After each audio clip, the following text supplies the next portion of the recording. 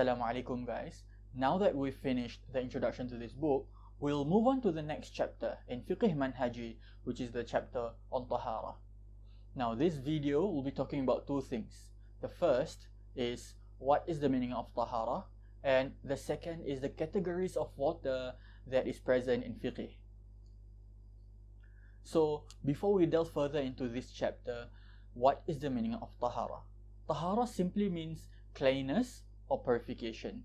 It refers to a state or a process whereby you remove impurities or certain elements off of your body.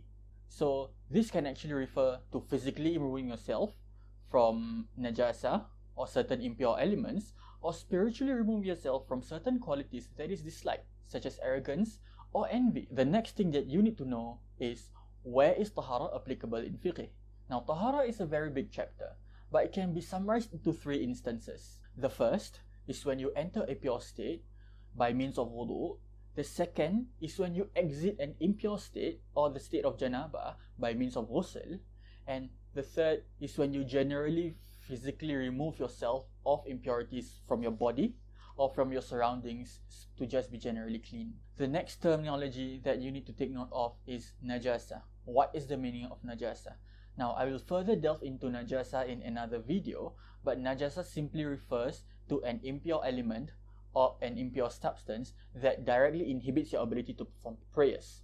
So for you to be able to be in a pure state, you need to ensure that your state is free from any forms of najasa. So examples of najasa includes bodily waste fluids, and it may also include alcohol. So let's move on to the second part of this video, which is what are the categories of water that are present in fiqh. Now there are four main categories: tahir mutahhir, tahir mutahhir makruh, tahir ghairu mutahhir, and mutanajis water. Now the first, tahir mutahhir.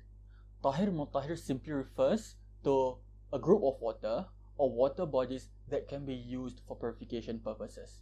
So this refers to groups of water that is as close to its natural state as possible. So this includes water from your streams or your tap water. Now even if that water is not exactly clean and clear, it can be also considered as tahir mutahhir if the substances or the elements that has been added into that water mixture is something that is natural or something that is organic. So even if your water is slightly green due to algae or slightly brown due to soil or sand, that water can still be considered as tahir mutahhir. Now the second is tahir mutahhir makruh. Now why is it makruh? Because that tahir mutahhir water has assumed certain qualities that is disliked for Muslims to use. So this includes water that has been left in a metal container under the sun, and there is a tendency of you to get some kind of skin irritation if you use these groups of water. Therefore, these waters are considered as tahir mutahhir makruh. The third category is tahir ghairu mutahhir, which refers to water which is clean by nature but cannot be used for purification purposes. Now, there are two instances whereby water is considered under this category. The first is when you have waters that has been mixed with a non-natural substance. So this includes your tea, your coffee, or your daily beverages. So this water is clean in that you can still use it to drink, but it cannot be used for purification purposes or wudu. The second instance is when you have a group of water that has already been used for purification purposes, such as wudu or ghusl. So if you already have a water catchment container, so that water in that water catchment container is considered as tahir ghairu mutahhir, in that you can still use that water to clean your house, to just wash away any kinds of dirt. It cannot be used for purification purposes. Now, the fourth category is mutanajis water, or water that has already been mixed with a kind of najasa. There are two things or two factors that you need to look out for when it comes to ma'ul mutanajis or mutanajis water.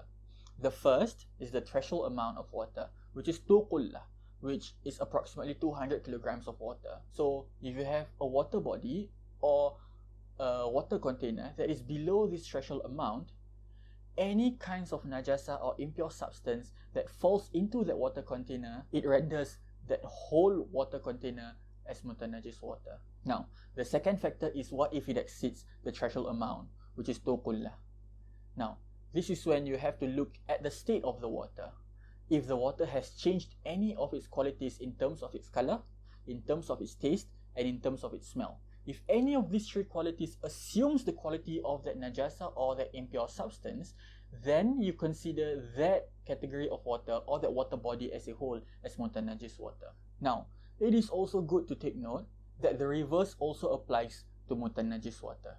If you have mutanajis water and it undergoes certain kind of purification process, for example, it undergoes reverse osmosis, taking out the qualities that renders it as mutanajis water, or if you have a small quantity of mutanajis water and you consistently add water such that it exceeds the threshold amount of water, which is tuqullah, and that water body does not assume any of the qualities of that impure substance, then by definition, that mutanajis water can be considered as tahir mutahhir. Now, as a final note, why is it important for us to know the categories of water? Water is one of the most basic ingredients for us to perform any kind of purifications in Islam. A clean and pure state is not only important and is a prerequisite for you to perform your salah or your prayers, it is also a main quality of a good Muslim. A good Muslim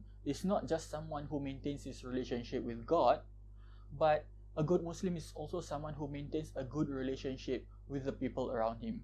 And a huge part of this is being hygienic and being clean as an individual. So that is all. I hope this video has been beneficial for you. And if you find any inaccuracies in my video, please do leave a comment below so that I can learn from you. If not, I hope this video has benefited you, and watch out for my next video. Assalamualaikum guys.